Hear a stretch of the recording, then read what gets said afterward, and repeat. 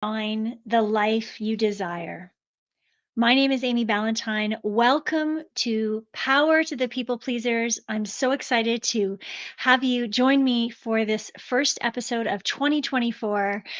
What a great time to get clear on this desire to design your life. I've been talking with a number of clients who have had a variety of different things happen in their life over the last few months that have, I would call it, awoken them to the possibility that life can look a different way. I think also COVID created that space for many people to see that life could look a different way. For example, many people still working from home in some way. And I would ask you to consider, if you are not feeling content in some way, when was the last time that you actually asked yourself the question, who do I want to be? Who do I want to become? It's interesting that when we're children, the question everyone asks us over and over is, who do you want to be when you grow up? What do you want to be when you grow up? And I actually deeply believe that I'm still growing up. I'm going to be growing up until the very last moment. And this allows the opportunity for consistent and continuous growth and remodeling, revisiting of things that used to bring me joy, bringing those things back into my life. So there are clues about things that bring us joy that show up, such as, what are the things when you were a small child, middle middle school child, high school student, and beyond? What were the things in those periods of time that brought you joy? Perhaps it is hanging out with friends. For me, it was ballet, playing sports, some people playing different musical instruments, things that used to bring you joy that maybe you are no longer doing. This is something to consider when we're talking about designing the life that you desire. So I've got 5 tips here for you to get started on this. If you are feeling like this year, 2024, is the year that you want to be more intentional with how you're spending your time. Be more intentional with how you are fueling your soul, yourself. Be more intentional in what you are doing and who you're doing the things with. So, tip number 1 is know yourself and be honest about what brings you joy and happiness and content, and what also brings you unhappiness and discontent. Being clear with yourself. And I am suggesting that you get out a pen and paper and write some things down. It's fine if you're listening to this while you're driving perhaps and you're thinking about things. Reflection is so valuable. But for this project, I would highly encourage that you write some things down, knowing yourself, your preferences, the joys that you've had, and looking through the lens without judgment.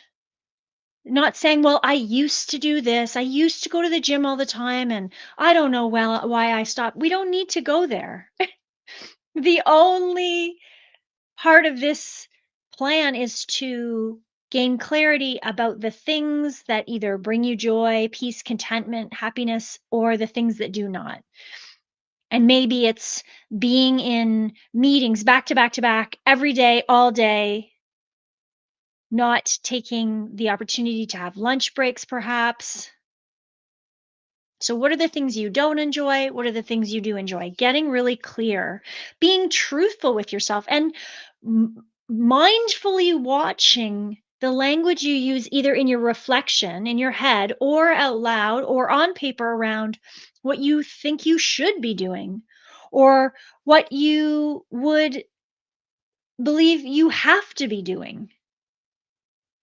Comparing yourself to, well, so and so, they do these things and it looks like, notice those words, it looks like they have a great life. We can't really see into anyone's life fully, especially not from social media.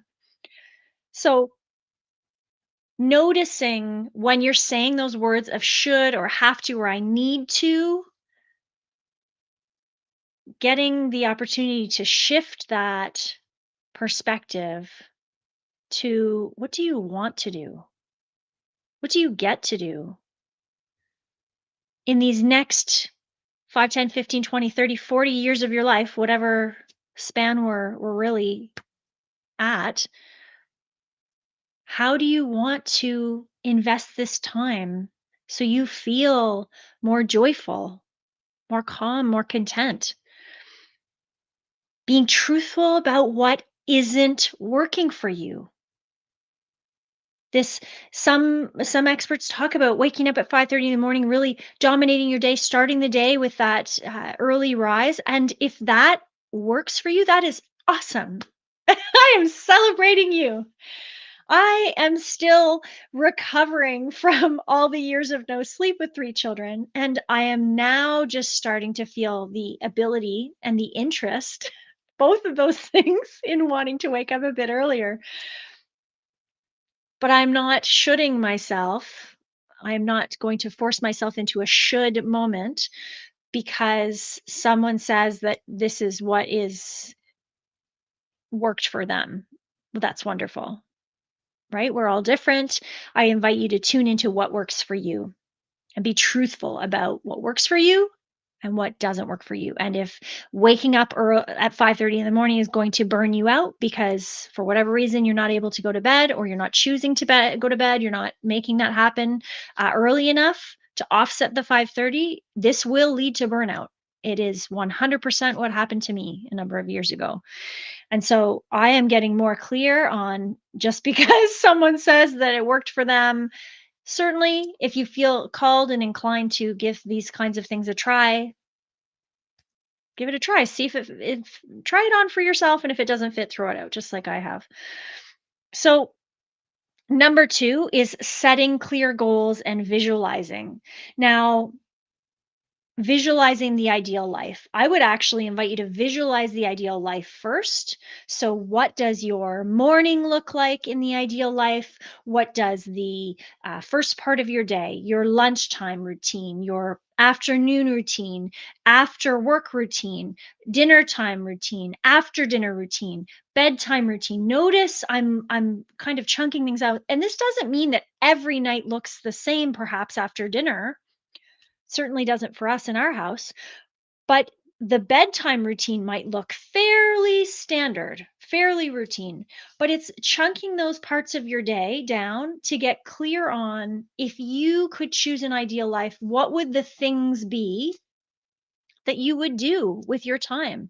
How would you uh, calm yourself before bed? How would you prepare for a better quality sleep? What are these things that you're wishing and desiring your life to have in it?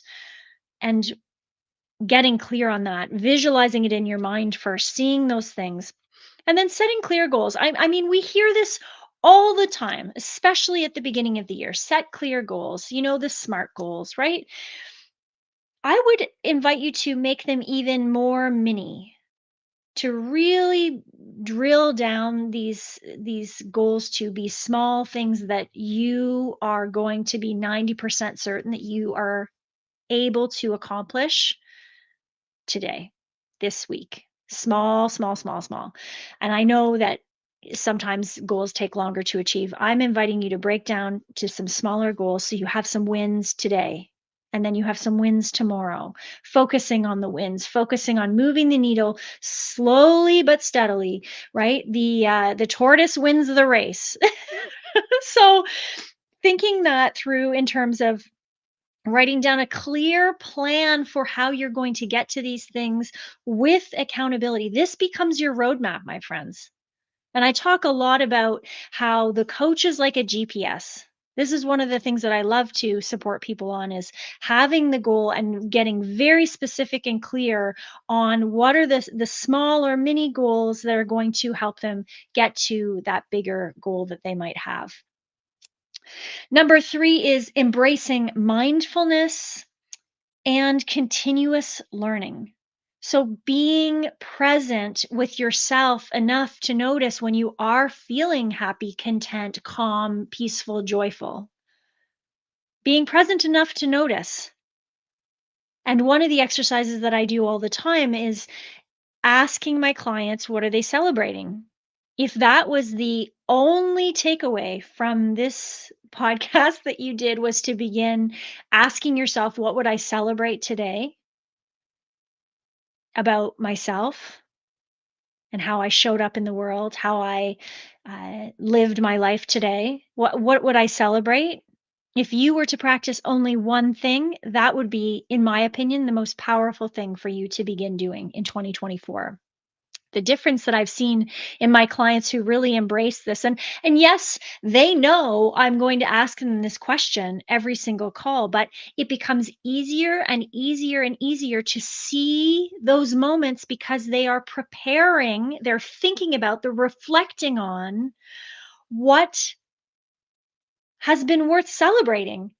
And I really believe there are millions of moments in our days that are worth celebrating because we're here in this moment, in this moment, in this moment of this life,